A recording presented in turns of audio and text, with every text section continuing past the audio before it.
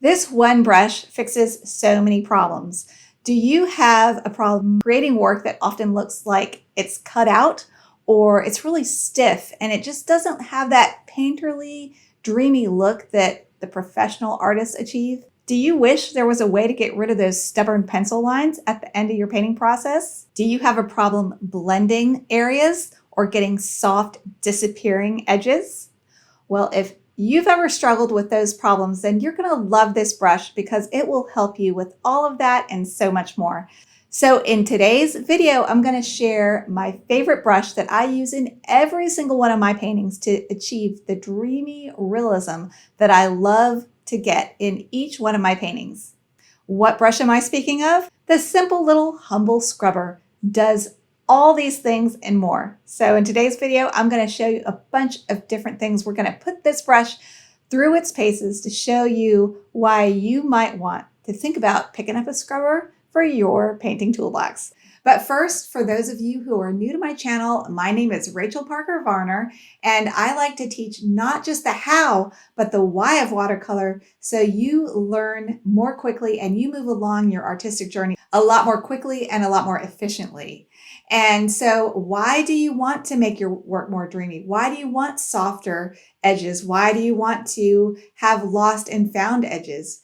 Well, you'd think that that would take away realism, but it doesn't. If you look at a really nicely taken photograph, you will find that a lot of edges are soft or even blurry. There's lost and found edges. This brush makes creating those kinds of marks a lot easier. If you're interested in learning from me more in depth, be sure to watch the end of this video where I will explain more about how my Patreon works. But for now, let's look at the star of today's show, which is the scrubber brush.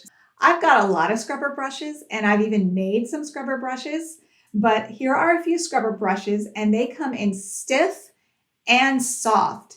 And Royal & Langnickel makes scrubber brushes. And another one that's more readily available in Europe is called the Eradicator. So if you're in Europe, look for the Eradicator. And then the Royal & Langnickel scrubbers are more readily available in the United States. And I have both stiff and soft scrubbers, and I have a couple sizes. But before I even discovered these, I was using stiff oil painting brushes. And you can even get a really nice scrubber by cutting off some of the hairs on some of these stiff oil or acrylic painting brushes and get a nice little scrubber that way. So these are scrubbers and I use them for a variety of techniques. In fact, I even sometimes paint with them. But in today's video, I'm going to show you about 5 different ways that I use them. And yes, this footage is from my Patreon footage. It's where I post real-time, start-to-finish tutorials with commentary. So you're going to get a sneak peek at some of the actual footage from my Patreon tutorials where I'm demonstrating these scrubber brushes. So let's go ahead and take a look at this footage. This line of dark that goes around his chin is totally bugging me. I feel like it needs to be broken up. We'll use just my watercolor stiff scrubbers, and this is completely dry. You want your painting completely dry before you scrub. You want to have tissue at hand to blot, so we're going to scrub right in here. So I'm going to get my scrubber wet. We're going to break this line up. It's absolutely driving me nuts. And then you can blot. A lot of times what will happen when you scrub a lot of paint is it will build up. And you don't want these little buildups of paint, so I'll take a big soft mop type brush, get it really wet, and then just redistribute everything. And in fact, you can get everything wet that you want to scrub and then go in and really get some really delicate scrubbing done. And it really works really great. And you can really get some nice detail too. All right, so that's bugging me a lot less now. And then I'll just soften it again with clean, clear water. And that looks a lot better in my mind anyway. All right, I think I'm finally done. This is my most realistic painting that I've done in a long time. And I don't think I used any scrubbers on it because I painted it on a hot press paper. But you can get a very similar type of effect of scrubbing with a stiff scrubber on hot press paper that you can on cold press if you use soft scrubbers. So I looked at this painting closely and I actually see places that I could use a scrubbing type approach, but I'm going to use my soft scrubbers and I'm going to show you how I'm going to soften some kind of hard edges if you look too closely. So let's take a look at this next footage that I created just for this tutorial for you all. All right, so I'm pointing to this area to see how it's kind of lumpy and hard edged. It just doesn't look good. And so I'm going to use an acrylic painting brush that in the acrylic painting world, it's stiff, but compared to my stiff scrubbers, it's softer. So you got to work on completely dry paper. Again, this is Stonehenge hot press. It's a much more delicate paper. If I scrubbed it with a stiff scrubber, it would ruin the paper. But look how much softer this looks and smoother after I scrub with this soft scrubber. And I love working on this Stonehenge hot press paper this is one of the reasons why, because it really lifts and responds to soft scrubbing beautifully. And I'm really able to get some really nice soft results here, as you can see with this acrylic painting brush that I'm using as a soft scrubber. And in fact, the Royal & Langnickel soft scrubbers, I think, would be too soft for this application. And I do use my stiff scrubbers way, way, way more than I use my soft scrubbers. And if you have any acrylic painting brushes, you could just use these little soft acrylic painting brushes if you paint on hot press. And I decided to go in and soften up her cheek as well. And this tutorial is a very advanced long one. It's my $30 professional tier level because this is a professional level painting. I'm also going to show you how you can scrub across a boundary, in this case, her swimsuit and the water, and kind of just blur and merge them together. This is a little bit harder to do on hot press. But again, if you have edges that are a little rough or you just want to soften them or make them almost like they have a motion blur, soft look, look how effectively this brush does that. All right, next I want to show you how I use my scrubber to lighten areas. For example, you know how horses have veins in their face and because they're little raised areas, it creates a very soft highlight along the top of those ridges. And I have found scrubbers are perfect for that. But also in flowers, if there's a raised area where there's just a soft, lighter area within a darker area. And in the next clip, I'm going to show you this pony and his muzzle. He has, I don't know if you have ever touched a horse's muzzle, it's really soft and it's got little gentle ridges of wrinkles, not heavy wrinkles, but soft wrinkles. And it would be really hard to paint those if it weren't for a scrubber, but I'm going to use a scrubber in a very simple way to very effectively make this pony's muzzle have that beautiful soft texture. Let's take a look. All right, next you're going to see me lift out a little paint to put some of the little indentations in the muzzle, just a few, but this really will show you how just a little bit more detail will really give you some nice realism.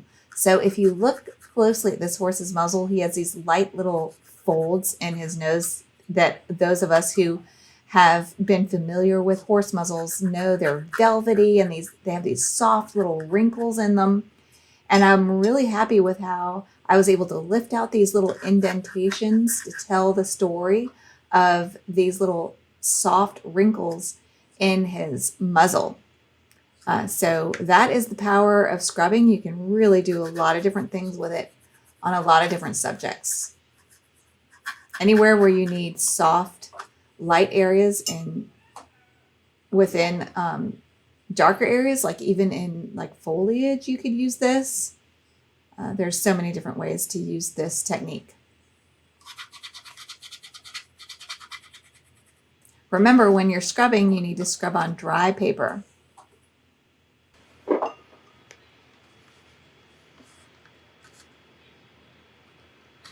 All right, this is I think it's my size 4. It's the other scrubber that's a little bit bigger. It might be an 8 or maybe a 4. This is not my size 2. It's the next size up. There's 2 sizes available by Royal and Langnickel, so this is just my larger one. Just doing some final blending. Now that I've been able to come back to this with fresh eyes, as I edit this, I can see I want to break up that line that goes along the edge of his face down around his cheek. I want to break that line up. It's bugging me so much. But here I'm lifting out the light edge of his nostril. Look how perfectly this works. And it looks so natural and it looks so realistic, but it's so easy to do. And again, this is a technique that you can use in any painting to get a soft, lighter area. So I just lifted out the edge of his nostril.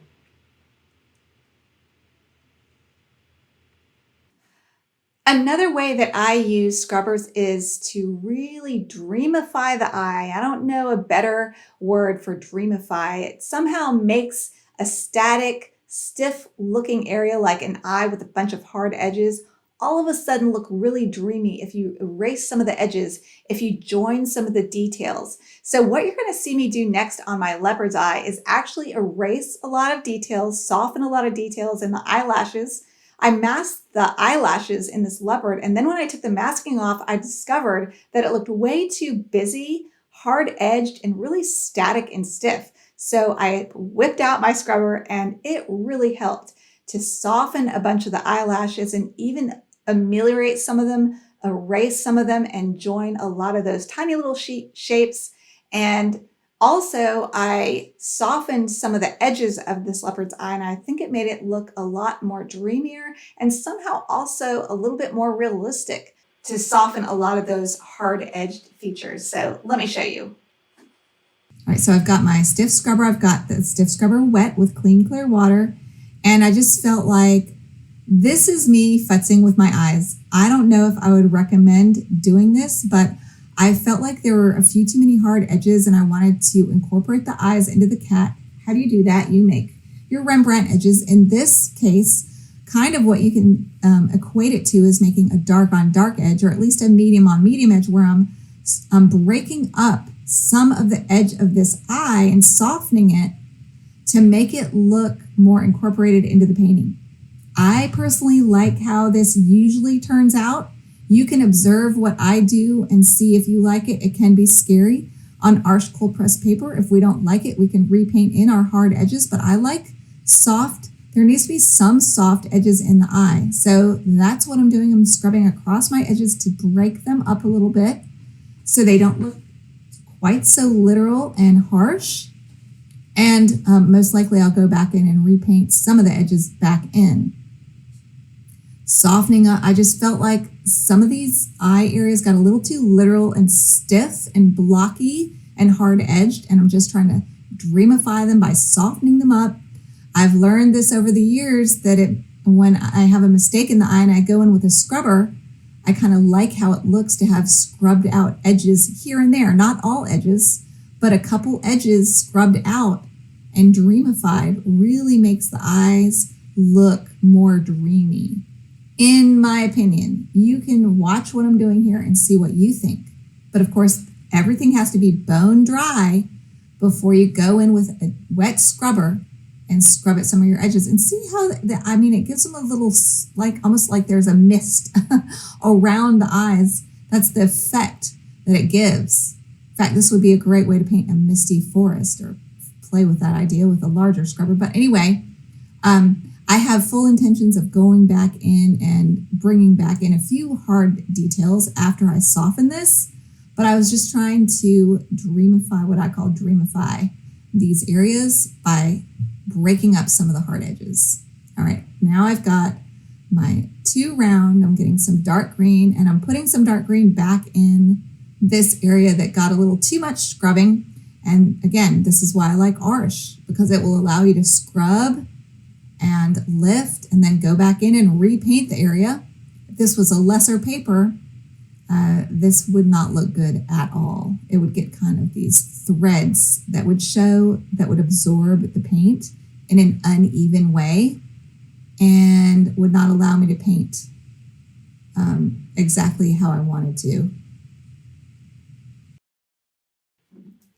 A very common problem when you use masking and you've got your masking all done, then you take your masking off, you realize whatever it is you mask looks like it's placed on top of your painting. A lot of times this happens with whiskers. If you mask your whiskers and then you take the masking off, what you have is a bunch of hard-edged, pure white whiskers that just don't look natural. Because as whiskers move through space, they have shadow on them, which gives them depth. And also where they attach in the face is really soft. When you first take that masking off, it's going to look really harsh and it's going to look really cut out. So you can use your scrubber to make your whiskers look a lot more natural. Let's take a look. So, all right, another thing that I always do when there's whiskers involved that I masked, a lot of times they'll look stuck on, and the way to fix that is to scrub at their insertion points into the face and just scrub and soften. So that's what you saw me doing there with my stiff scrubber that is wet. You have to make sure everything's completely dry on your painting before you scrub those areas. But I always scrub the base of the whiskers. Now notice how these whiskers look a little stuck on. We got to fix that. See, these look really stilted right now. Definitely got to fix all that.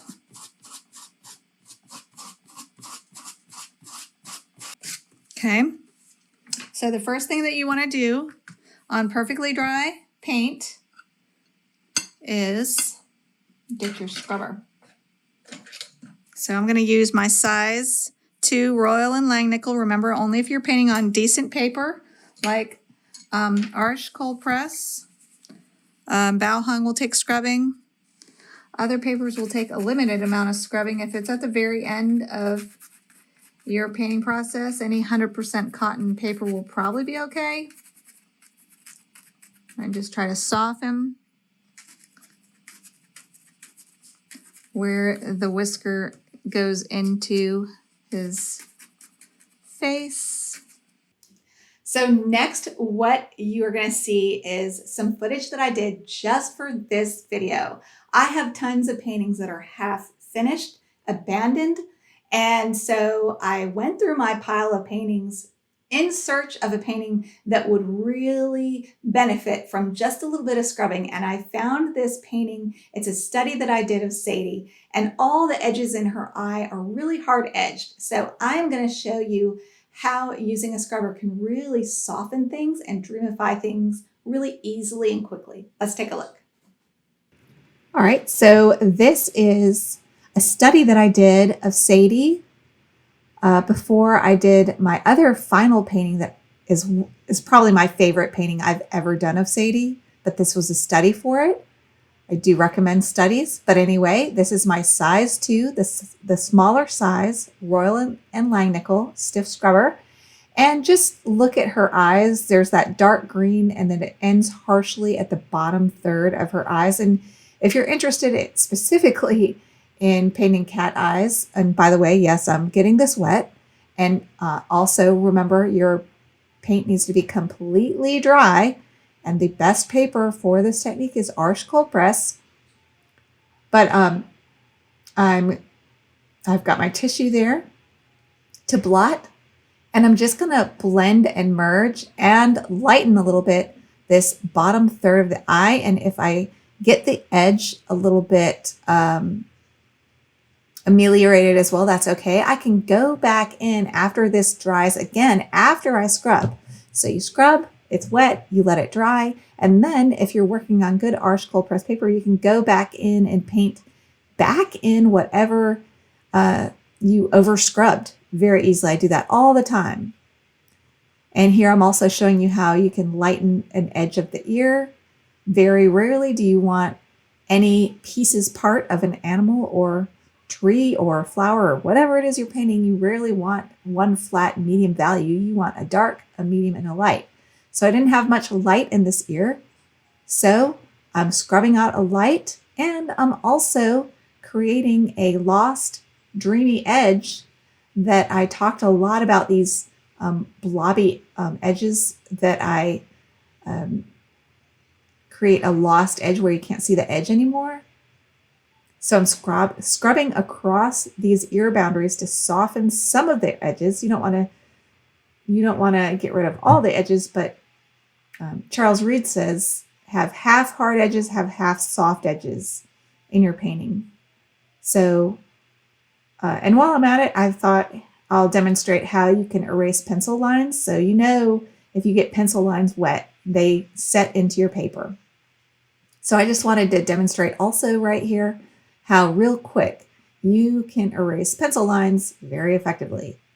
All right, so here I'm just probably even over scrubbing, but that's okay because I'll go back in later and repaint after this is dry, but I'm just softening that edge between the dark green and the light green in her eye. Be sure to watch my tutorial I have here on YouTube for free about how to paint dreamy cat eyes, which also applies to any eye you want to paint. I use a lot of the rules that I use to paint dreamy cat eyes in human eyes, dog eyes, cow eyes, ostrich eyes.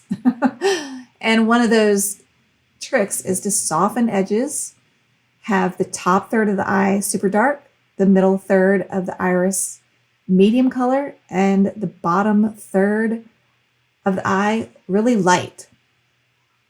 And so while I'm at it also, I'm softening some of these edges just to show you how you can do that.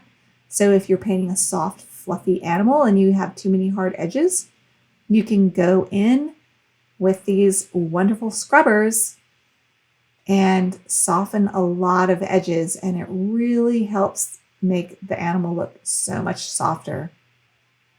So what the heck? I'll just show you what I would do. If you're not interested in this part, you can just fast forward. But I just want to show you how you can repaint over scrubbed areas. So I'm getting some lamp black, cream consistency. Be sure to watch my watercolor clock tutorial where I talk about milk, tea, cream, and butter consistency paint paired with different levels of moisture in your paper to get all kinds of different effects. It's one of my best videos. But see, after I scrubbed, because I'm working on good Arches cold press paper, I'm able to repaint in some of the eyeliner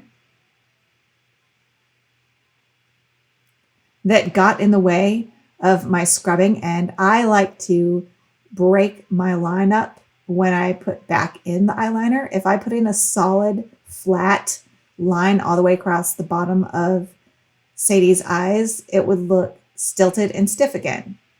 So just a little hint for when you break up areas with scrubbing, when you go back to paint them in, don't put a bunch of solid, long edges and lines back in, at least when it comes to painting eyeliner. Getting some permanent green light.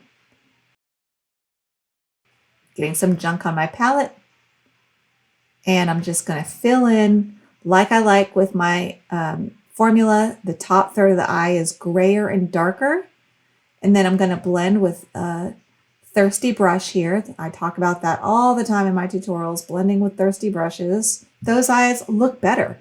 If this was a real painting that I was trying to finish, I would mess with these eyes for at least another half hour. I just spend a lot of time on eyes and futzing and messing with them until I'm happy with them. And that's just kind of my way of working, is put something down, see how I like it, adjust. Put something down, see how I like it, adjust. And that's why scrubbers are so perfect for me, because you can put something down, you don't like it, you can scrub it up or soften it, put something else down, see what you like, adjust from there, and keep adjusting until you're happy with the area. And by the way, Just a quick shout out to Mary White. I was so excited when I read her book and I read how she loves to use scrubbers, which made me really excited because I get so insecure. I hear artists say, don't mess with anything. Don't go back in and try to soften things up. Just leave them alone, paint them and leave them alone. But that's not how Mary White paints. Let me share a few tips that I've learned over the years to be more successful with scrubbers. First off, you don't have to have a scrubber. You can use an oil painting brush. Any stiff brush that has really stiff bristles will work. Another thing is that you really need to use the right paper. The best paper that I've found to work with scrubbers is Arches cold press watercolor paper. And I guess it's just the way that it's sized that even if you scrub the heck out of it, you can still go back in and paint on top of those scrubbed areas and the paper won't be damaged beyond repair and it will hold your brush marks. Whereas with other papers or cheaper papers, if you try to paint on top of areas that you've scrubbed, it'll look like the sizing is bad or you'll see the fibers of the paper. It'll kind of be like the effect you would get from painting on cardboard. So Arches cold press is really the best paper that I've found that works best with a lot of scrubbing, especially a lot of vigorous scrubbing. And another tip that I have for success with scrubbing, if you use a lot of scrubbing in your work, then you're not going to want to work with staining paints because if you scrub staining paint, even after it's completely dry, it will make a mess and it won't scrub up very nicely. It will some, but not as nicely if you use more non-staining paints like cobalt blue, ultramarine blue. In fact, I've got a whole video that talks about my favorite 10 paint colors and one of the reasons why all the colors that I've chosen are my favorites is because they work well with my lifting techniques that I use in almost every single painting. So you can check out that video right here. I'll link it here and you can check that video up. And by the way, it will just queue it up for you to watch later. It won't take you out of this video when you click on those links that I put in the upper left corner. Another top tip for success with scrubbers is you have to let your paint completely dry, bone dry and set. And then you go in with a scrubber with water on it and scrub away. And a lot of times I'll also blot. And sometimes if I'm really scrubbing a lot and I move a lot of paint away, it'll kind of build up on the margins, kind of like if a snow plow went down a road full of snow, the snow would build up on the edges. The same kind of effect can happen when you scrub, especially if you're scrubbing through thicker layers of paint or more granulating earth pigments. So what I do when that happens and I don't want that look is I will do my scrubbing and then I'll take a really big soft mop brush and I'll wash over the whole thing with water and just kind of redistribute all that paint that I moved and blot as needed. These videos that I'm showing in this tutorial are available as real-time start-to-finish tutorials. And in fact, some of my tutorials, like the wild pony tutorial, that one I slowed down the most complicated painting passages. I slowed them down to halftime, so they're not even sped up. They're slowed down for you guys with commentary on top of that. So I've been doing that in my newer Patreon tutorials, so be sure to check those out. If you get frustrated with tutorials being too fast, then you might enjoy some of my newer tutorials because I've slowed down the footage and provided extra explanation for everything. So even though I might be painting a really advanced painting, like I would say this was an intermediate level tutorial, it gives me the time to explain things on a more beginner level so that I give more people a chance at success at trying some of these techniques that I teach. So I hope that will entice you, but if not, be sure to join my Patreon for free. All right, thank you so much for joining me for this video. I really enjoy hearing from you guys in the comments. Let me know if you use a stiff scrubber and how you use it. Can you live without your stiff scrubber? I can't. So I'd love to hear from you. I'd also love to hear from you what you would like to hear about with my approach to painting, any of my techniques. And also I'd love to get to know you a little bit better on my Facebook group where you can post your paintings. And if you ask for critique or guidance or anything like that, a lot of people are very happy to give you their ideas. And I learn so much from my community members, hopefully as much as they learn from me. So it's a great place to get to know each other and get involved in the community. And I'd love to see you over there. You can also follow me for free on Patreon, and that way you'll keep in better touch with me whenever I put out a new video or a new painting. You'll see it there first, probably. Also, be sure to check out my description because there I will post free videos and also links to all my favorite supplies. And so I hope you will subscribe and be sure to tune in for next week's video. And until then, go watercolor your world. Bye, everybody.